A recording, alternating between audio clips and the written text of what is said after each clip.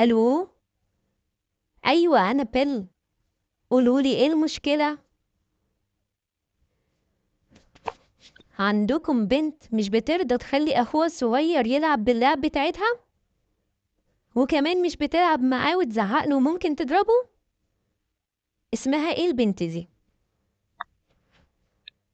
امم هي مش عارفه ان اخوها الصغير ده بيحبها جدا وبيلعب معاها عشان هو عايز يشاركها اي حاجه. بتقول ممكن يكسر اللعبه بتاعتها عشان هو لسه صغير.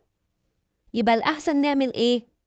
تلعبي معاه وتوريله إزاي نلعب باللعبة من غير ما نكسرها. أيوة طبعا، وممكن كمان نجيب حاجة حلوة ونأكله. بتقول إيه؟